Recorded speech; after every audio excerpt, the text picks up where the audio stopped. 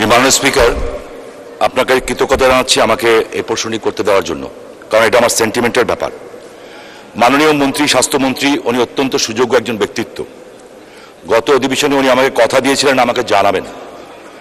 আমি জানতে চাই, জাতির জনক বঙ্গবন্ধু শেখ মুজিবুর রহমান মেমোরিয়াল ট্রাস্ট কর্তৃক 11/7/2021 সনে জাতির পিতার কনিষ্ঠ কন্যা শেখ রেহানার নামে মেডিকেল কলেজ হওয়ার কথা ছিল। 2021 থেকে 2024 পর্যন্ত আমি জনগণ আমাকে বেতন দেয়, আমি জনগণের বেতনে এই সংসদে এসে বসি, কিন্তু আমি জনগণকে জানাতে পারি না যে জাতির পিতার কন্যা শেখ রেহানার নামে মেডিকেল কলেজটা কেন এখন পর্যন্ত হয় নাই।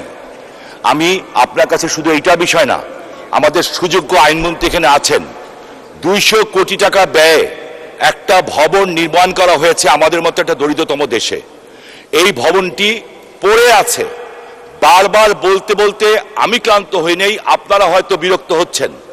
আমি জানতে চাই, নারায়ণগঞ্জে একটা হার্ট ইনস্টিটিউট নাই, বিল্ডিং ইজ রেডি, ওখানে একটা হার্ট ইনস্টিটিউট করবেন কিনা। আগের স্বাস্থ্যমন্ত্রী যে কথা দিয়ে এসছেন, আইনমন্ত্রী বারংবার তাগিদ দিয়েছেন, কিন্তু জিনিসটা হচ্ছে না। কেন হবে না? কারণ আমরা জনগণের বেতন যেহেতু নেই, আমাকে জনগণের কাছে বলতে হবে। আর শেখ রেহানা নামটা আমার কাছে খুব সেন্টিমেন্টাল একটা ব্যাপার। একমাত্র প্রথম নারায়ণগঞ্জের ব্যাপারে এই মেডিকেল কলেজ হয়েছিল, বঙ্গবন্ধু মেমোরিয়াল ট্রাস্ট কর্তৃক অনুমোদিত হয়েছিল। এটা কেন হয় নাই, কাদের কারণে হয় নাই, আমি আপনাকে জানতে চাই। এবং এই সংসদ অধিবেশন চলাকালীন সময় আইনমন্ত্রী মহোদয়ের সাথে আলোচনা করে ওই ভবনটির ব্যাপারে সিদ্ধান্ত নেবেন কিনা দয়া করে। আপনি একজন সুযোগ্য মন্ত্রী, আপনার কাছে আমি অনুরোধ জানাচ্ছি। মাননীয় মন্ত্রী, মাননীয় স্পিকার, আপনাকে ধন্যবাদ।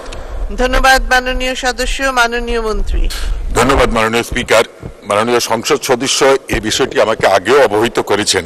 তবে আমি যতটুকু জানি যে বঙ্গবন্ধু পরিবারের কারো নামে কোনো কিছু করতে গেলে যেটা বঙ্গবন্ধু ট্রাস্টে, সেই কাগজটা আপনি আমাকে দিবেন দয়া করে। আর পরবর্তীতে যে কথা জিজ্ঞেস করেন, হার্ট ইনস্টিটিউট, মাননীয় প্রধানমন্ত্রী কিছুক্ষণ আগে আপনাদেরকে যে জিনিসটা অবহিত করলেন যে কোনো কিছু করার আগে আমাকে দেখতে হবে জনবল। একটা হার্ট ইনস্টিটিউট পট করে করা যায় না, এখানে আমার জনবল লাগবে, দক্ষ জনবল। সেই জনবল আমার আছে কিনা? আমাদের ঢাকা শহরে যে সেন্ট্রাল ইনস্টিটিউটগুলো আছে সেইখানেই আমাদের যে ঘাটতি আছে। সুতরাং আমি মনে করি আমরা উপযুক্ত জনবল, পর্যাপ্ত জনবল তৈরি করে আমরা একটা ইনস্টিটিউট করা উচিত। কারণ আমি সেখান থেকে দক্ষ চিকিৎসক বানাবো। দক্ষ চিকিৎসক বানাতে হলে যা যা দরকার সেইগুলো যদি ফুলফিল না করতে পারি, তাহলে দক্ষ চিকিৎসক আমরা বানাতে পারবো না। আমি আগেও বলছি, এখনো বলছি, আমি কোয়ালিটি সম্পন্ন, মানসম্পন্ন চিকিৎসক চাই, আমি কোয়ান্টিটি চাই না। ধন্যবাদ মাননীয় স্পিকার।